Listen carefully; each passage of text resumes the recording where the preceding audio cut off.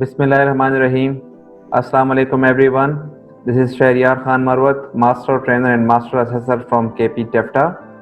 हम आपको आज की एक और वीडियो लेक्चर में खुशामदीद कहते हैं। ट्रेनिंग ऑफ असेसर्स की जो आज की वीडियो है उसमें उसका जो हमारा टॉपिक है वो है असेसमेंट मैनुअल 2।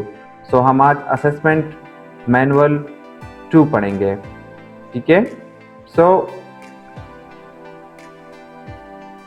असेसमेंट मैनुअल 2 जो है ये एक बहुत ही इम्पॉर्टेंट मैनुअल है। ये आप सबके लिए बहुत इम्पॉर्टेंट है इसको समझना, इसको डिटेल में पढ़ना, ठीक है।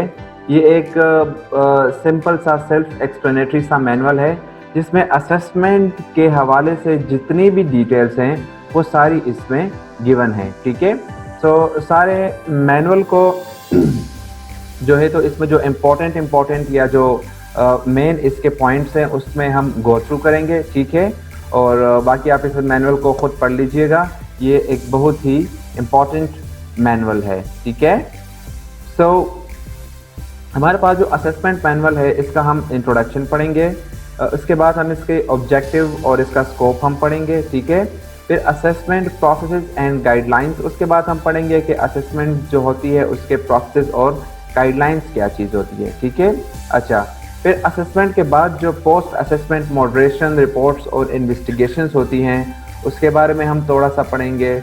और उसके बाद हम रिकग्निशन ऑफ प्रायर लर्निंग जो होती है उसके हवाले से भी हम थोड़ा सा टच देंगे, ठीक है। तो असेसमेंट मैनुअल के काफ़ी सारे टॉपिक्स जो हैं वो हम ऑलरेडी प्रीवियस वीडियोस में हम कवर कर चुके हैं, बट यहाँ पे हम सिंपल सा इसको टच देंगे।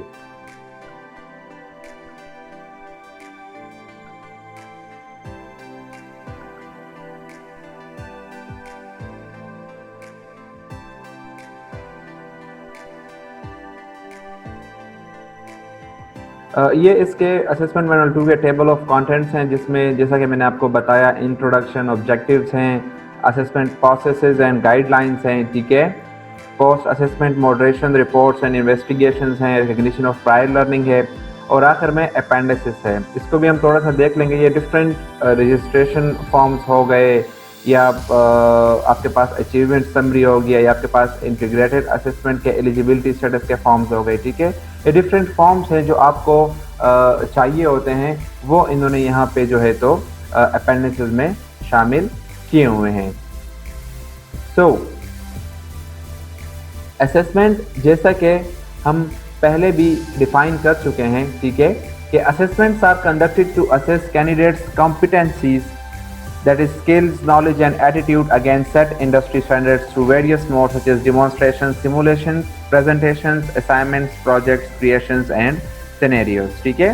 तो असेसमेंट क्या चीज़ होती है? असेसमेंट हम कंडक्ट करते हैं कि हम चेक करें कि हमारे पास जो कैंडिडेट है, ठीक है, उसकी जो कॉम्पिटेंसी है, ठीक है, वो अगेंस्ट डिफाइंड स्टैंडर्ड्स जो इंडस्ट्री ने डिफाइन किए हुए हैं उसके मुताबिक उसमें कॉम्पिटेंसी है या नहीं है, या जो हमारे पास इंडस्ट्री स्टैंडर्ड्स हैं उसके मुताबिक उस स्टूडेंट या एसएससी में हमारे पास स्किल्स, नॉलेज और एटीट्यूड है या नहीं है, ठीक है। तो इसको हम असेस करते हैं।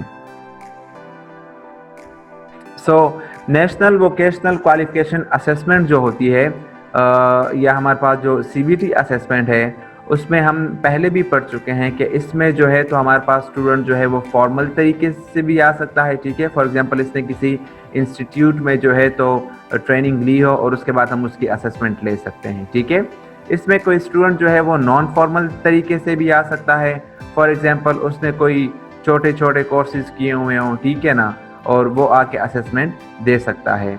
और इसमें कोई स्टूडेंट जो है वो इनफॉर्मल तरीके वाला स्टूडेंट भी इसमें आ सकता है। इनफॉर्मल तरीके फॉर एग्जांपल उसने उस्ताद शागिर्द के तहत किसी वर्कशॉप में काम सीखा हो, ठीक है, या उसने ख़ुद किसी तरीके से काम सीखा हो या वो सेल्फ एम्प्लॉयड रह चुका हो, उसे वो काम आता हो, तो हम उसकी असेसमेंट लेते हैं। और असेसमेंट हम जिस लेवल की असेसमेंट लेते हैं उसके बाद हम उसको उस लेवल का सर्टिफिकेट दे देते हैं। अच्छा, उसके बाद है objectives and scope of assessment. हमारे पास जो असेसमेंट होती है इसका ऑब्जेक्टिव क्या है, ठीक है। सो इसके 3 मेन ऑब्जेक्टिव है। Number 1 provide evidence that the candidate is competent in performing the competency being assessed according to the national competency standard through whatever the path an individual is coming from। ठीक है, तो इसका पहला जो objective है वो ये है कि हमारे पास जो पहले से डिफाइन कॉम्पिटेंसी स्टैंडर्ड्स हैं उसके मुताबिक हमारे पास जो है वो कैंडिडेट जो है उसी के मुताबिक हमें जो है तो एविडेंस प्रोवाइड करे। ठीक है, और वो एविडेंस इस काबिल हो कि ये कैंडिडेट जो है वो कॉम्पिटेंट डिक्लेयर हो जिस कॉम्पिटेंसी स्टैंडर्ड्स में हम उसकी असेसमेंट ले रहे हैं। ठीक है, दूसरा इसका ऑब्जेक्टिव ये है कि हमारे पास जो असेसमेंट हो वो फेयर हो, वैलिड हो और कंसिस्टेंट हो। ठीक हो, ये सारे प्रिंसिपल्स हम ऑलरेडी पिछली वीडियोस में पढ़ चुके हैं। और इसका तीसरा ऑब्जेक्टिव जो है, ठीक है, तीसरा ऑब्जेक्टिव इसका ये है कि आप असेसमेंट के बाद अगर वो कॉम्पिटेंट डिक्लेयर होता है, ठीक है, सारे कॉम्पिटेंसी स्टैंडर्ड्स में, तो हम इसको जो है तो एक सर्टिफिकेट दें। ठीक है, और अगर ये सारे कॉम्पिटेंसी स्टैंडर्ड्स में जो है वो कॉम्पिटेंट नहीं होता, वो कुछ कॉम्पिटेंसी स्टैंडर्ड्स में कॉम्पिटेंट होता है, या वो सिर्फ कुछ कॉम्पिटेंसी स्टैंडर्ड्स में जो है तो अपनी असेसमेंट देता है और उसमें वो कॉम्पिटेंट होता है, तो फिर हम उसको रिकॉर्ड ऑफ अचीवमेंट दें। तो ये 3 मेन ऑब्जेक्टिव्स हैं हमारे पास असेसमेंट के। ठीक है, अच्छा, अब स्कोप हमारे पास इस असेसमेंट का क्या है? इसके 4 मेन स्कोप्स हैं। पहला स्कोप ये है कि इसमें हमारे पास हम अपॉर्चुनिटीज़ प्रोवाइड करते हैं इंडिविजुअल को कि वो डिफरेंट पाथवेज से हमारे पास आ सकते हैं। ये फॉर्मल से भी आ सकते हैं, ये नॉन फॉर्मल से भी आ सकते हैं और ये इनफॉर्मल से भी आ सकते हैं। ये तीनों डिफरेंट हमारे पास पाथवेज से आ सकते हैं। इनकी हम जो है तो असेसमेंट लेते हैं, तो या हम इनको जो है तो सर्टिफिकेट देते हैं, और या हम इनको जो है तो वो रिकॉर्ड ऑफ अचीवमेंट देते हैं। वो डिपेंड करता है कि क्या ये सारे कॉम्पिटेंसी स्टैंडर्ड्स में कॉम्पिटेंट डिक्लेयर होता है या ये कुछ कॉम्पिटेंसी स्टैंडर्ड्स में कॉम्पिटेंट डिक्लेयर होता है। ठीक है, अच्छा, दूसरा इसका स्कोप ये है कि हम जो है तो रिकग्निशन ऑफ प्रायर लर्निंग को जो है तो वो हम इसको ये एक पॉइंट हम इसमें लेके आए। ठीक है, इस रिकग्निशन ऑफ प्रायर लर्निंग हम पहले भी वीडियोस में हम इसको कवर कर चुके हैं कि रिकग्निशन ऑफ प्रायर लर्निंग में हम अगर किसी कैंडिडेट को या किसी एसएससी को उसके पास स्किल्स, नॉलेज और एटीट्यूड उसको एक काम आता है लेकिन उसके पास जो है तो कोई सर्टिफिकेट नहीं है, तो हम उसकी असेसमेंट लेते हैं और असेसमेंट में अगर वो कॉम्पिटेंट डिक्लेयर होता है तो हम इसको क्या करते हैं, हम इसको सर्टिफिकेट देते हैं। ठीक है, अच्छा, तीसरा इसका स्कोप ये है कि अगर फॉर एग्जांपल कोई भी कैंडिडेट या एसएससी जो है वो असेसमेंट के प्रोसेस से वो खुश नहीं होता, ठीक है, तो उसके पास अपील का राइट है। ठीक है, वो अपील कर सकता है और अपील का जो भी प्रोसेस है वो फॉलो होगा। और चौथा इसका स्कोप का जो पॉइंट है वो ये है कि हम इसमें मॉडरेशन सिस्टम को जो है तो प्रोवाइड करते हैं। ठीक है, कि हमारे पास जो है तो फेयर, वैलिड और कंसिस्टेंट असेसमेंट प्रोसेस हो थ्रू आउट द कंट्री। ठीक है, तो मॉडरेशन जो है क्वालिटी एश्योरेंस का एक प्रोसेस है। ठीक है, जिसमें हम ये मेक श्योर करते हैं कि हमारे पास जो असेसमेंट हमने ली है वो फेयर, वैलिड और कंसिस्टेंट था। ठीक है, अच्छा, असेसमेंट प्रोसेस एंड गाइडलाइंस। ठीक है, अब हम देखते हैं कि असेसमेंट प्रोसेस जो है वो होता किस तरह है।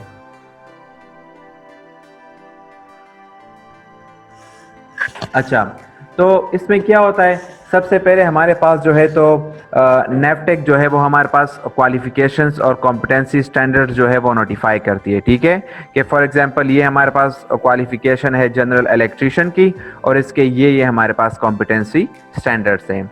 उसके बाद हमारे पास क्या होता है कि नेफ्टेक जो है वो क्वालिफिकेशन अवार्डिंग बॉडीज़ को एक्रेडिट करती है। ठीक है, फॉर एग्जांपल नेफ्टेक जो है तो वो टीटीबी को एक्रेडिट करती है। ठीक है, कि ये टीटीबी जो है ये हमारे पास क्या करेगी, ये हमारे पास जो नेशनल वोकेशनल क्वालिफिकेशंस हैं उनकी असेसमेंट लेगी। उसके बाद थर्ड स्टेप ये होता है कि हमारे पास जो असेसमेंट सेंटर्स होते हैं उनको जो है तो क्वालिफिकेशन अवार्डिंग बॉडीज़ जो है वो एक्रेडिट करती है। ठीक है, फॉर एग्जांपल हमारे पास जो टीटीबी है, लेट्स सपोज इस टीटीबी जो है ये डिफरेंट हमारे पास जो टेक्निकल इंस्टीट्यूट्स हैं उनको जो है तो एक्रेडिट करती है कि ये हमारे पास असेसमेंट सेंटर्स हैं और इसमें हमारे पास क्या होंगे, हमारे पास स्टूडेंट्स की असेसमेंट्स होगी। तो इसमें अब जो लेफ़्ट साइड पे है, इस पे ये तरीक़ेकार अब किस तरह स्टार्ट होता है। सबसे पहले हमारे पास जो इंस्टीट्यूट्स होते हैं वो नेशनल वोकेशनल क्वालिफ़िकेशंस को ऑफ़र करते हैं। कि लेट्स सपोज़ हमारे पास एक इंस्टीट्यूट है और उसने जो है तो एक क्वालिफ़िकेशन जो है वो ऑफ़र कर दी कि हम जो है तो जनरल इलेक्ट्रीशियन का जो है तो कोर्स जो है वो हम इंट्रोड्यूस करवा रहे हैं, ठीक है। उसके बाद क्या होता है, उसके बाद उसमें स्टूडेंट्स आते हैं और उसके बाद स्टूडेंट्स जो हैं वो क्या होते हैं, उनकी रजिस्ट्रेशन होती है, ठीक है। वो इंस्टीट्यूट जो है वो उन कैंडिडेट्स को जो है वो रजिस्टर करवाता है क्वालिफिकेशन अवॉर्डिंग बॉडीज़ के साथ, ठीक है। उसके बाद क्या होता है, वो कोर्स स्टार्ट हो जाता है और टाइम टू टाइम जो है तो वो फॉर्मेटिव असेसमेंट्स जो है या मॉड्यूलर असेसमेंट जो है वो होती रहती है। हर एक कॉम्पिटेंसी स्टैंडर्ड्स के बाद हम जो है तो फॉर्मेटिव असेसमेंट्स लेते हैं, ठीक है। और उसके बाद हम जो है तो determine eligibility of the candidates. उसमें जितने भी students let suppose modular assessments सारे क्लियर कर जाते हैं तो उनकी हम एलिजिबिलिटी और उनकी डिटेल्स जो है हम सारा डिटरमिन कर देते हैं। उसके बाद हम क्या करते हैं, उसके बाद हम जितनी भी ये इंफॉर्मेशन होती है ये हम क्वालिफिकेशन अवॉर्डिंग बॉडीज़ को हम सेंड करते हैं और उनको हम रिक्वेस्ट करते हैं कि हमारे इस कोर्स के लिए इंटीग्रेटेड असेसमेंट जो है उसकी अरेंजमेंट्स कराएं, ठीक है। तो जब ये हम सारा उनको रिक्वेस्ट कर देते हैं उसके बाद हमारे पास प्री असेसमेंट अरेंजमेंट्स होती है। तो प्री असेसमेंट अरेंजमेंट में फिर क्या होता है, हमारे पास जो क्वालिफिकेशन अवॉर्डिंग बॉडी होता है वो हमारे पास जो है तो सर्टिफाइड असेसर्स डिप्यूट करती है, ठीक है। जितना भी असेसमेंट मटेरियल होता है वो प्रिंट भी करवाती है और वो डिस्पैच भी करवाती है असेसमेंट सेंटर को, ठीक है। और जो आपका असेसमेंट होता है उसका जो प्रोसेस होता है उसको मॉनिटर भी करवाती है। ये सारा कुछ होने के बाद क्या होता है, आपके इंस्टीट्यूट में जो असेसमेंट सेंटर जहाँ पे है वहाँ पे कंडक्ट इंटीग्रेटेड असेसमेंट, वहाँ पे जो है तो इंटीग्रेटेड असेसमेंट कंडक्ट होती है, ठीक है। और उसके बाद जो है जब वो कंडक्ट हो जाती है उसके बाद आखिर में पोस्ट असेसमेंट एक्टिविटीज़ होती है। तो पोस्ट असेसमेंट एक्टिविटीज़ में हमारे पास मॉडरेशन भी आती है जिसमें हम असेसमेंट की मॉडरेशन करते हैं और इसमें उसके बाद हम इशूएंस ऑफ सर्टिफिकेट्स जो हमारे पास कॉम्पिटेंट होते हैं उनको हम सर्टिफिकेट्स इशू करते हैं। तो ये जो हमारे पास है, ठीक है, ये हमारे पास जो है तो कैंडिडेट्स के लिए हैं जो कोई कोर्स पढ़ते हैं और उसकी हम असेसमेंट लेते हैं, ठीक है। अच्छा, अब ये राइट साइड पे जो आप देख रहे हैं ये आपके पास training of assessors and assessment of assessors. इसमें अब जो असेसर्स होते हैं जिन्होंने आगे जाके जो है तो स्टूडेंट्स की असेसमेंट लेनी है, उनकी ट्रेनिंग है और उनकी असेसमेंट है, ठीक है। तो उसके लिए क्या होता है, plan for assessment by the qualification awarding bodies, depute national certified assessors, print and dispatch assessment material, monitor assessment, feedback on assessment, moderation of assessment and issuance of certificate. तो ये प्रोसेस जो है ये उसके लिए एडॉप्ट होता है। अच्छा, अब उसके बाद है training, certification and registration of CBT assessors. हमारे पास जो सीबीटी असेसर्स होते हैं जिन्होंने स्टूडेंट्स की असेसमेंट लेनी होती है, ठीक है, उनकी भी सबसे पहले ट्रेनिंग होती है, उसके बाद उनकी भी हम सर्टिफिकेशन करवाते हैं। तो जो भी हमारे पास सीबीटी सर्टिफाइड असेसर बन जाता है वो ही सिर्फ जो है तो स्टूडेंट की असेसमेंट ले सकता है, अदरवाइज वो स्टूडेंट की असेसमेंट नहीं ले सकता, ठीक है। उसका जो प्रोसेस है सर्टिफाइड असेसर्स का, उसमें क्या क्या पॉइंट्स होते हैं, उसमें 3 कैटेगरीज हैं जिनमें हम जो है तो असेसर्स को ट्रेन करते हैं, सर्टिफाइड करते हैं और रजिस्टर्ड करते हैं। एक है सर्टिफाइड असेसर्स, लेवल 2 के बराबर है, दूसरा है एडवांस्ड असेसर्स, वो लेवल 3 के बराबर है, और तीसरा है लीड या मास्टर असेसर्स, वो लेवल 4 के बराबर है। सो सर्टिफाइड असेसर जो होता है लेवल 2 का, उसके पास ये अथॉरिटी होती है, वो असेसमेंट जो है वो कंडक्ट करवा सकता है। जबकि आपके पास जो एडवांस्ड असेसर होता है लेवल 3 का, वो आपके पास असेसमेंट भी कंडक्ट करवा सकता है और असेसमेंट मटेरियल्स भी जो है तो वो डिज़ाइन करवा सकता है, ठीक है।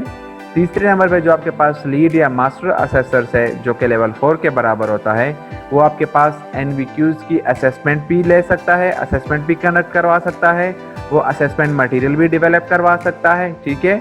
वो साथ ही साथ जो है तो असेसर्स ट्रेनिंग भी कंडक्ट करवा सकता है, वो कोचिंग भी करवा सकता है और वो मेंटोरिंग भी करवा सकता है। सो हम जो हैं हम जो ये वीडियो लेक्चर्स बना रहे हैं, हम सारे जो हैं तो लीड और मास्टर ट्रेनर्स हैं या मास्टर असेसर्स हैं, ठीक है। हम जो हैं तो असेसर्स ट्रेनिंग भी कंडक्ट करवाते हैं, हम कोचिंग भी करते हैं और हम मेंटोरिंग भी करते हैं, ठीक है। अच्छा, उसके बाद इस मैनुअल में जो है तो क्राइटेरिया गिवन है, ठीक है, for selection of candidates assessors, ठीक है, फ्रॉम इंडस्ट्री एंड एकेडेमिया, ठीक है, कि अगर कोई training as a certified assessor वो ट्रेनिंग लेना चाहे, ठीक है, तो अगर वो इंडस्ट्री से हो उसके लिए क्या क्राइटेरिया है और जो एकेडेमिया से हो वो क्या क्राइटेरिया है। तो ये बहुत ही सिंपल है, इसको आप गो थ्रू कीजिएगा, आपको समझ आ जाएगी, ठीक है।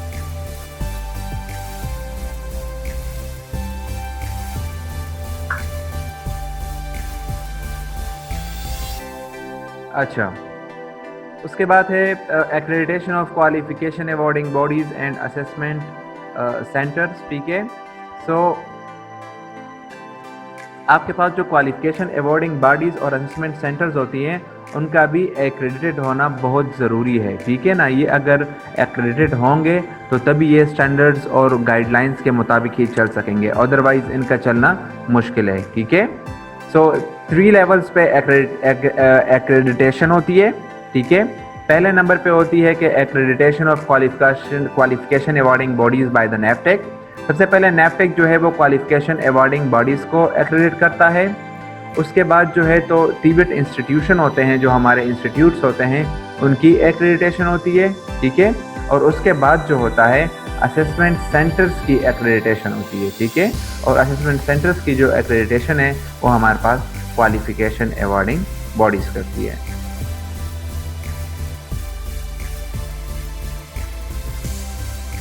अच्छा, उसके बाद है कंडक्ट ऑफ असेसमेंट, ठीक है।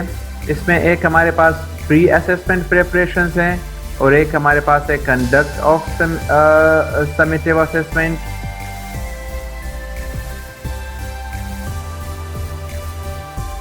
तो प्री असेसमेंट जो प्रिपरेशंस होती हैं, ठीक है, इसमें सबसे पहले हमारे पास क्या होता है कि हमारे पास जितने भी इंस्टीट्यूट्स होते हैं, ठीक है, वो एनवीक्यू रजिस्ट्रेशन फॉर्म्स जो हैं वो क्वालिफिकेशन अवॉर्डिंग बॉडीज़ को सेंड करते हैं जब उनके पास ट्रेनीज़ जो हैं वो इनरोल्ड हो जाते हैं और उन फॉर्म्स में ट्रेनीज़ की सारी डिटेल्स होती हैं, ठीक है। अच्छा, उसके बाद क्वालिफिकेशन अवॉर्डिंग बॉडीज़ जो है वो एक स्केड्यूल तैयार करती है असेसमेंट के लिए। उसके बाद जो होता है क्वालिफिकेशन अवॉर्डिंग बॉडीज़ चेक करती है नंबर ऑफ कैंडिडेट्स पर असेसर को, ठीक है। तो जितने आपके पास अगर कैंडिडेट्स ज़्यादा होंगे तो आपके पास असेसर्स भी ज़्यादा होंगे, अगर आपके पास कैंडिडेट्स कम होंगे तो आपके पास असेसर्स भी कम होंगे। सो नॉर्मली हमारे पास जो है तो एक असेसर के लिए 15 या 20 से जो है तो हम कैंडिडेट्स ज़्यादा नहीं करते, नॉर्मली 15-20 के दरमियान ही होते हैं। उसके बाद क्वालिफिकेशन अवॉर्डिंग बॉडीज़ जो है वो सर्टिफाइड असेसर्स को जो है तो वो नॉमिनेट करती है। उनके पास जो पूल ऑफ असेसर्स है उनमें से वो सर्टिफाइड असेसर्स जो है वो उनमें से वो सेलेक्ट करती है और वो सर्टिफाइड असेसर जो होता है वो असेसमेंट लेते हैं, ठीक है। क्वालिफिकेशन अवॉर्डिंग बॉडीज़ या इंडस्ट्रीज़ के कुछ मेंबर्स भी आपके पास असेसमेंट पैनल में हो सकते हैं जो कि एज एन ऑब्जर्वर वहाँ पे बैठे होते हैं। क्वालिफिकेशन अवॉर्डिंग बॉडीज़ जो है वो इंश्योर करती है कि जो असेसर है उनको सारी डिटेल्स जो हैं वो सब असेसमेंट से पहले ही भेज दी जाएं कि वो किस डेट पे असेसमेंट होगी, उसका वेन्यू क्या होगा, कौन सी क्वालिफिकेशन में असेसमेंट हो रही है और इसी के मुताबिक जितनी भी इंफॉर्मेशन है।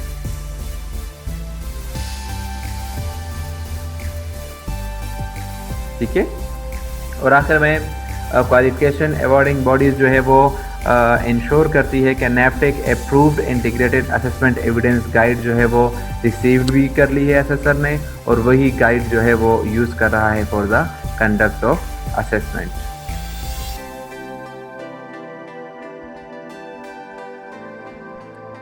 सो क्वालिफिकेशन अवॉर्डिंग बॉडीज़ या असेसमेंट सेंटर जो हैं वो मेक श्योर करेंगे कि उनके पास अवेलेबिलिटी ऑफ वर्क स्टेशन हो, टूल और इक्विपमेंट या कंज्यूमेबल जितने भी हों जो वो असेसमेंट रिक्वायरमेंट्स के लिए चाहिए हों, वो सारा जो है वो उसको वो मीट करते हों और वो सारा उसी टाइम पे असेसमेंट के लिए अवेलेबल हो। ठीक है।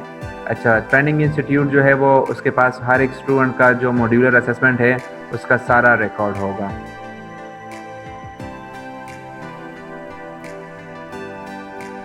उसके बाद कंडक्ट ऑफ समेटिव असेसमेंट है, ठीक है। ये सारा पिछली वीडियोज़ में भी हम इसको एक्सप्लेन कर चुके हैं कि हम जो हैं स्टूडेंट्स को हमने सारा जो है तो ब्रीफ करना है, ठीक है।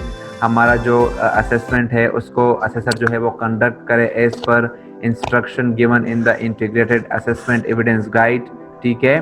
अच्छा, आपका असेसर जो है वो मॉड्यूलर असेसमेंट जो है वो भी चेक करें, ठीक है। उनको डिटेल्ड इंफॉर्मेशन अगर चाहिए हो तो वो मॉड्यूलर असेसमेंट्स भी वो चेक करें, ठीक है।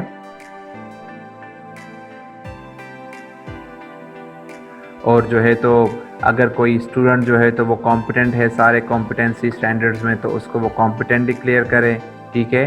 और अगर आप वो नॉट येट कॉम्पिटेंट है तो उसको नॉट येट कॉम्पिटेंट डिक्लेयर करे और उसको जो है तो रीअसेसमेंट का प्रोसेस जो है वो सारा समझा दे। उसके बाद इस मैनुअल में जो है तो रिकॉर्डिंग ऑफ असेसमेंट रिजल्ट्स के बारे में डिटेल्स दी गई हैं, ठीक है। और उसके बाद जो है तो सर्टिफिकेशन के बारे में सारी डिटेल्स दी गई हैं, ठीक है। तो सर्टिफिकेशन में हमारे पास जो है तो एक रिकॉर्ड ऑफ अचीवमेंट आता है और एक हमारे पास नेशनल वोकेशनल क्वालिफिकेशन सर्टिफिकेट आता है। तो रिकॉर्ड ऑफ अचीवमेंट जो है तो वो आपके पास जो है तो वो इंस्टीट्यूट लेवल या जो आपके पास ट्रेनिंग इंस्टीट्यूट है वो आपके पास जनरेट कर सकता है रिकॉर्ड ऑफ अचीवमेंट। ये NVQF रजिस्ट्री सिस्टम के थ्रू होता है, ठीक है। तो इसमें स्टूडेंट्स जो हैं वो अगर कुछ कॉम्पिटेंसी स्टैंडर्ड्स में वो कॉम्पिटेंट होते हैं, ठीक है, तो वो ट्रेनिंग इंस्टीट्यूट उनको रिकॉर्ड ऑफ अचीवमेंट दे देता है। इसके अलावा अगर फुल क्वालिफिकेशन सर्टिफिकेट चाहिए तो फुल क्वालिफिकेशन सर्टिफिकेट जो है वो क्वालिफिकेशन अवॉर्डिंग बॉडीज़ ही प्रोवाइड करती है। अगर कोई स्टूडेंट की असेसमेंट होती है इंटीग्रेटेड और वो जो है तो वो कॉम्पिटेंट हो जाता है सारे कॉम्पिटेंसी स्टैंडर्ड्स में, तो क्वालिफिकेशन अवॉर्डिंग बॉडीज़ उनको फुल क्वालिफिकेशन सर्टिफिकेट प्रोवाइड करती है।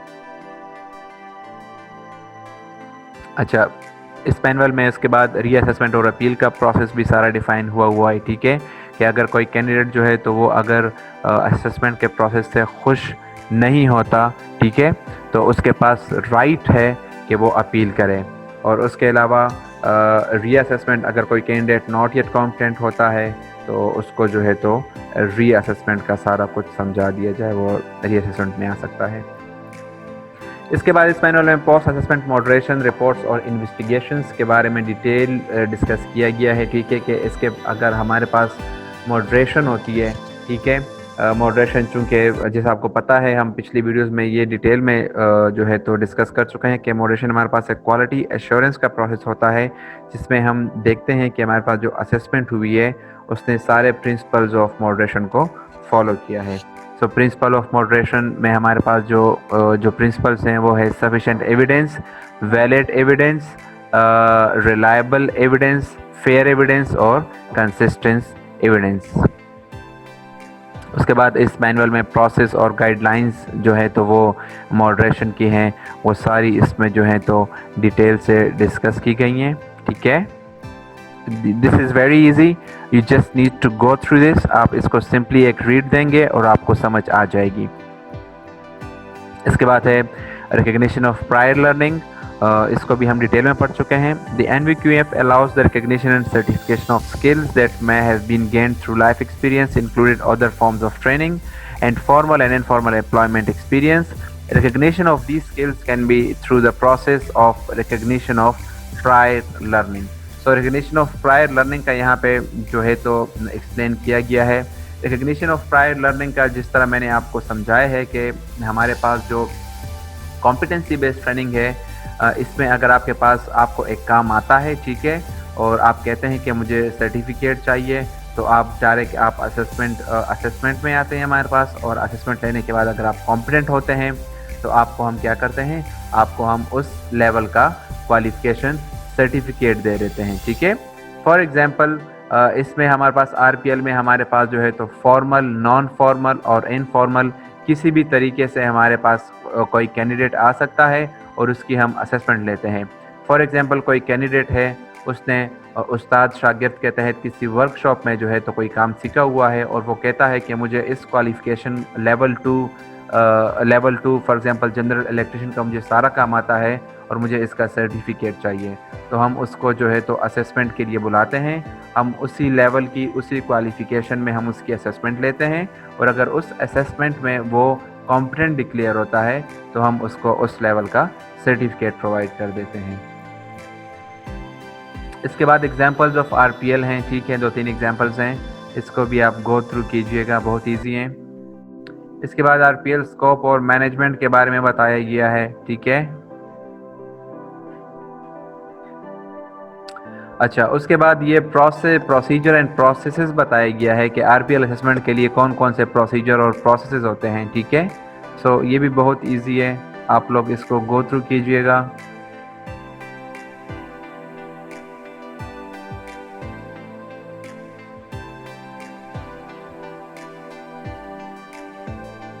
अच्छा, चलिए थोड़ा सा हम इसको डिस्कस कर लेते हैं, procedure and processes for RPL assessment. तो सबसे पहले क्या होगा कि क्वालिफिकेशन अवार्डिंग बॉडीज़ जो है वो एडवर्टाइज करेगी कि हमारे पास ये सर्टिफिकेशन जो हैं ये थ्रू आरपीएल जो है ये हम इसकी सर्टिफिकेशन करवा रहे हैं, ठीक है। इसको ये एडवर्टाइज़ करेगी कि सारी पब्लिक जो है तो वो अवेयर हो जाए, ठीक है। तो मंथली या ईयरली स्केजुअल भी वो अपना सारा जो है उस एडवर्टीजमेंट में बताएगी कि हमारे पास जो है तो इस मंथ में जो है तो हमारे पास आरपीएल की असेसमेंट होगी इस असेसमेंट सेंटर्स में, ठीक है। सो कैंडिडेट्स क्या करेंगे, कैंडिडेट्स अप्रोच करेंगे ट्रेनिंग इंस्टीट्यूट्स को या असेसमेंट सेंटर्स को, ठीक है, कि हमारी आरपीएल असेसमेंट और सर्टिफिकेशन हो जाए, ठीक है।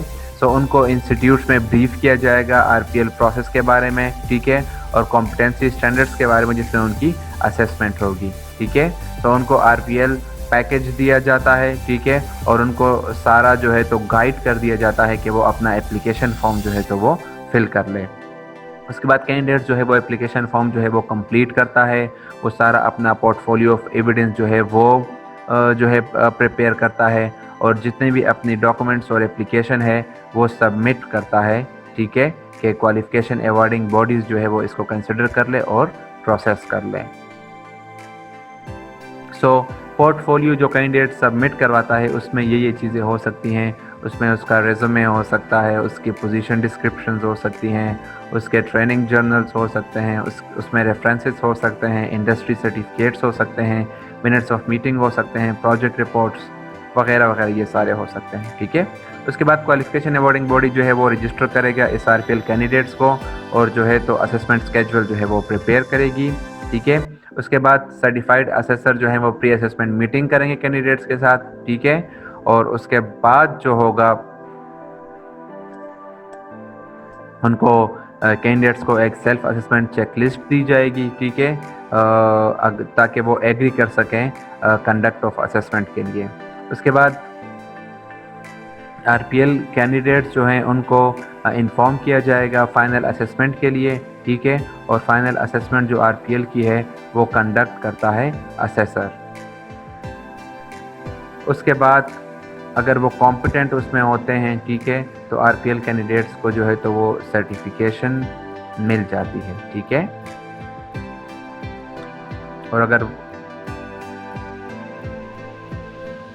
और इन केस अगर रिकॉर्ड ऑफ अचीवमेंट है तो उनको रिकॉर्ड ऑफ अचीवमेंट भी मिल सकती है। तो ये आपके पास प्रोसेस हो गया। अच्छा, बस एंड में ये अपेंडिक्स में कुछ अटैचमेंट है। अटैचमेंट नंबर 1 जो है वो असेसमेंट ऑपरेशनल प्रोसीजर है, ठीक है। अपेंडिक्स नंबर 2 जो है वो एनवीक्यू रजिस्ट्रेशन फॉर्म है, ठीक है, जो कि एक इंस्टीट्यूट के लिए चाहिए होता है। अपेंडिक्स नंबर 3 जो है वो national vocational qualification training programme achievement summary है, ठीक है, कि फॉर एग्जांपल कौन कौन से कॉम्पिटेंसी स्टैंडर्ड्स में जो है तो वो कॉम्पिटेंट हो चुका है।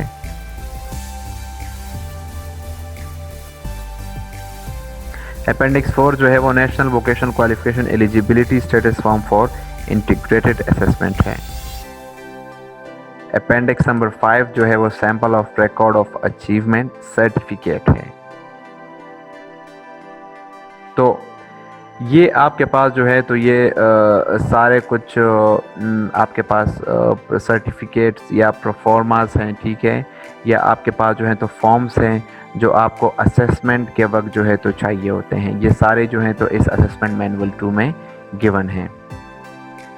सो असेसमेंट के हवाले से ये सारी डिटेल्स जो हैं ये असेसमेंट मैनुअल थ्रू में गिवन है। अच्छा, लास्ट जो अपेंडिक्स नंबर 6 है, ठीक है, वो मॉडरेशन ऑफ असेसमेंट चेकलिस्ट है। मॉडरेशन के हवाले से जो मॉडरेशन के प्रोसेस में हमें जो चेकलिस्ट की ज़रूरत होती है वो भी यहाँ पे गिवन है। ये एक दूसरी चेकलिस्ट है मॉडरेशन की, अपेंडिक्स नंबर 7 में, moderation of assessment checklist ensuring correct process follow. ठीक है, सो ये सारे आपके पास जो हैं ये बहुत इंपॉर्टेंट है, असेसमेंट के लिए चाहिए होते हैं। अपेंडिक्स नंबर 8 जो है वो मॉडरेशन समरी रिपोर्ट है। ठीक है, और आखिर में ये ग्लॉसरी है। सो असेसमेंट मैनुअल 2 जो है ये बहुत ही एक इम्पॉर्टेंट डॉक्यूमेंट है। ठीक है, आपने ज़रूर इसको गो थ्रू करना है, इसको समझना है। इसमें आपको असेसमेंट के हवाले से जितने भी डिटेल्स हैं वो आपको समझ आ जाएगी। ठीक है,